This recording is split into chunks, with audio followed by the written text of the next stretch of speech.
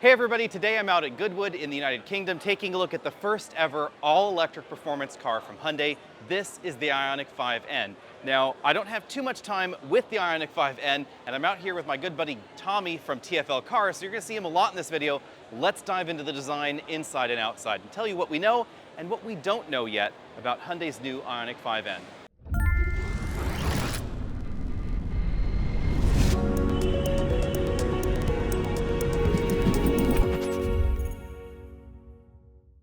Everybody wave to Tommy over there. So let's first talk about the design. Obviously, it looks very much like the rest of the Ioniq 5 lineup. We have the same distinctive front end look right there. Same sort of square accents right there. I love the squareness of a lot of the design of the Ioniq 5. The big difference up front, in addition to the width, of course, in terms of styling, is going to be this grate right here. This is actually functional venting in the Ioniq 5N because it has an additional coolant loop versus the regular Ioniq 5. It has a separate one for the battery, a separate one for the electric motors. The lower grille also gets a little bit bigger because of the cooling demands for 641 horsepower. That is an awful lot of power. Then as we move around to the side, you'll notice that the body is a little bit wider, and they did that primarily with fender flares, but I think they're better integrated than we find in a lot of performance vehicles. If we climb up here, you'll notice that the fender flare sticks out a lot more than we find in the regular Ioniq 5, but the sheet metal is actually the same. The color of this model is the N Performance Blue. I sort of call it Performance Periwinkle. I think it's really attractive. Let me know what you think. And I really like the way that they've integrated that increase in width. Of course, we have absolutely massive wheels and tires here. 21-inch wheels, 275 35 ZR21s, and these are a Pirelli P0 tire with a sort of snowflake-like wheel. Now, going in for a closer look, you'll notice that these are separate sections. You can actually pull out these aero sections for better brake cooling. Massive brakes. These are nearly 16 inches in diameter. The N logo right there. These are the most aggressive brakes that Hyundai has ever put on a passenger car. Of course, because the Ioniq 5N is going to be the heaviest N. We don't have any official curb weight figures just yet, but this is logically heavier than the regular model because we get a slightly bigger battery pack, 82 kilowatt hours instead of 77.4 here. And of course, we find the much more powerful electric motors, both front and rear. To help reduce the center of gravity, you'll notice we don't have a sunroof up there. We also have a slightly lowered body ride height. Now, a lot of folks were asking about the ride height because some of the earlier pictures, some showed it looking really slammed and some showed it looking a little bit high. Let me know what you think about that as I pan out here. I think the ride height is perfectly appropriate. Obviously, they don't want this to be just boinging on the ground because that would be really horrible for ride quality. But I think they've done a good job there. When it's loaded up, obviously, it's going to be a little bit lower. Now, we got lots of attention to aerodynamics and brake cooling, things like that. So we have functional aero vents right there just behind the rear doors. And then we find something very similar going back up front right there to help improve functional cooling. Let's go back and take a look at the front end here. As you can see, lots of orange accents all the way around there. We have the blacked out Hyundai logo on the front. Under the hood is where that new N motor lives. Again, we don't have all the specifications available on the new N motors, how they relate front and rear. But we do have a little bit of a hint because, of course, the EV6 GT is built on this same eGMP platform. It came out a short while ago. We all knew the Ioniq 5N was coming, but we knew that this was going to take things to a different level of performance than we find in the EV6 GT. To answer a few questions about that up front, let's talk about some of the differences we know. Obviously, first, entirely different battery going on in the Ioniq 5N. This battery is larger, it has better cooling, it was designed for this performance mission. Meanwhile, the rest of the eGMP platform seems to have been designed for the power level we find in the EV6 GT, just about 575 horsepower or so.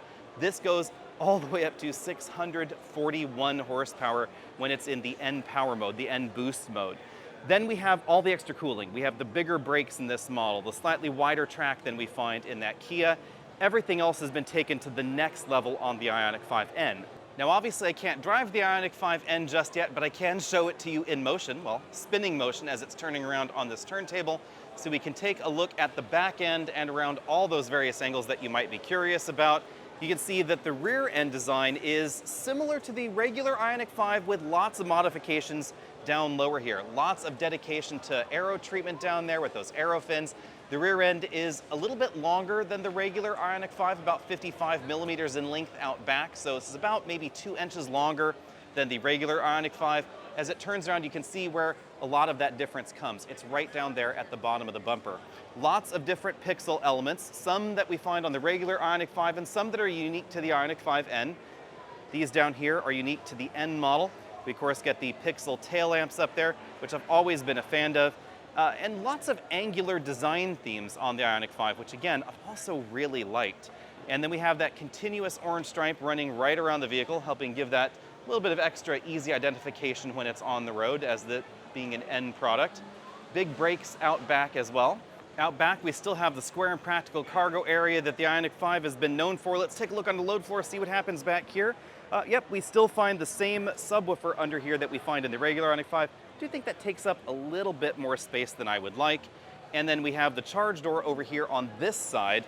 Cool touch is that the charging, even though the battery is bigger, apparently remains the same at 18 minutes, 10% to 80%. This is going to be one of the fastest charging electric vehicles available in North America when it is finally released here. We don't know the peak charging rate, but based on that number, it's probably going to be somewhere between 240 to 250 kilowatts. So actually pretty competitive with the other really fast charging EVs in North America.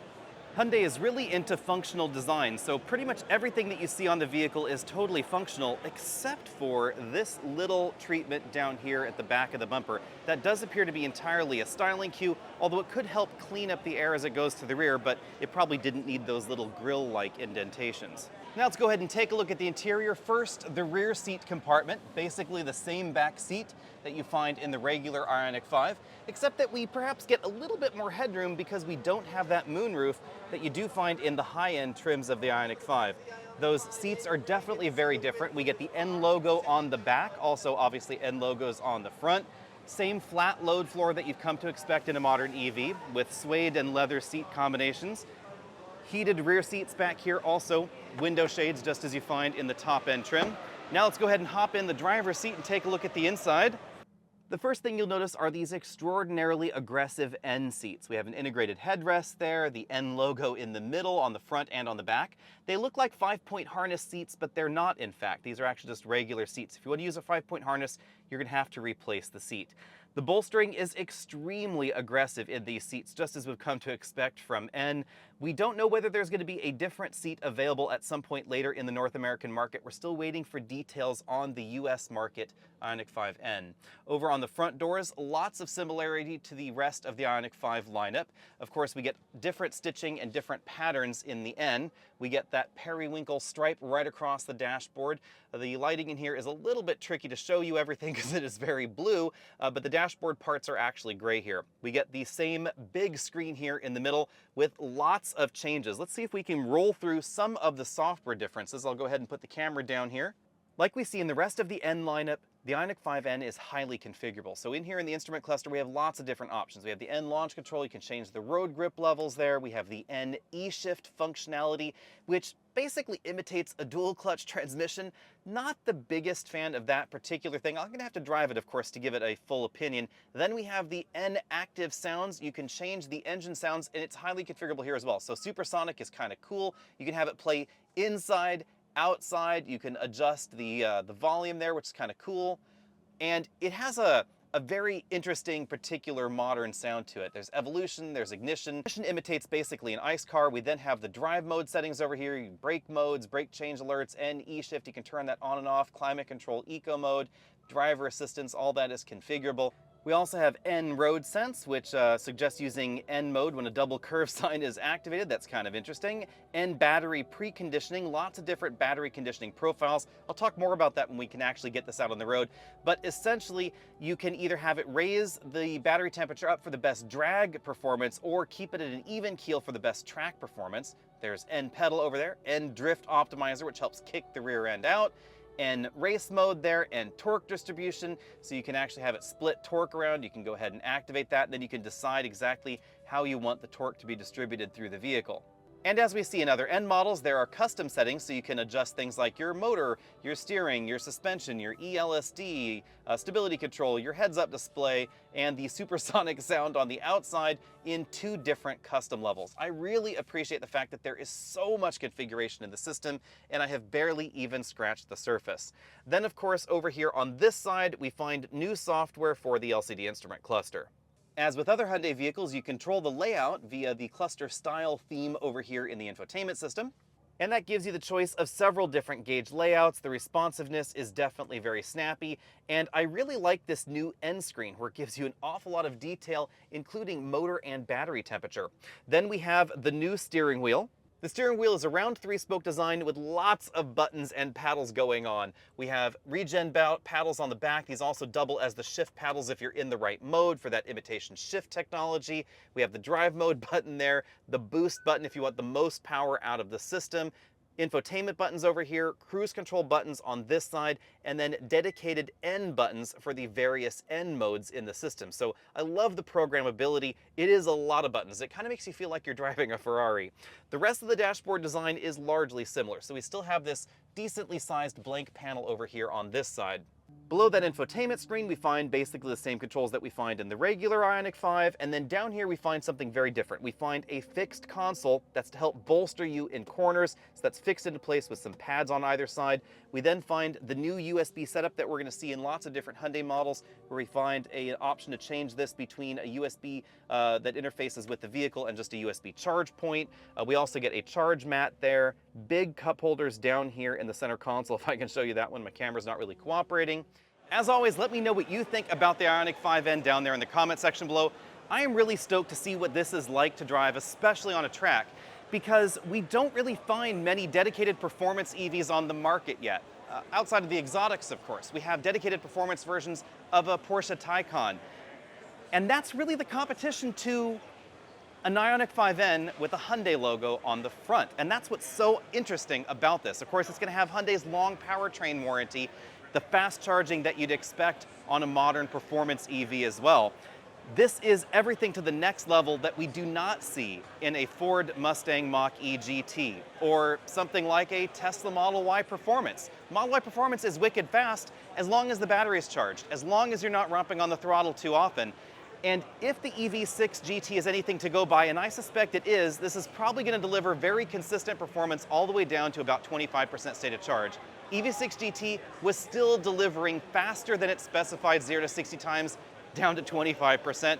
Mach-E GT stops at about 80%. This is probably taking that all the way to the next level with, of course, the improvements in braking, the improvements in handling, and the interior and software improvements that we do not find on that Kia model. So stay tuned. We're going to get lots more information to you over the next few months. But if you're interested in something that is more affordable than a Porsche Taycan, take a look at this. We don't have official pricing yet. It's going to be on sale in early 2024. I suspect it's going to be somewhere between maybe about $65,000 and $70,000, but Hyundai could always surprise us. They've certainly surprised us in the past, not the least of which is the existence of the Ioniq 5N. See all of you later.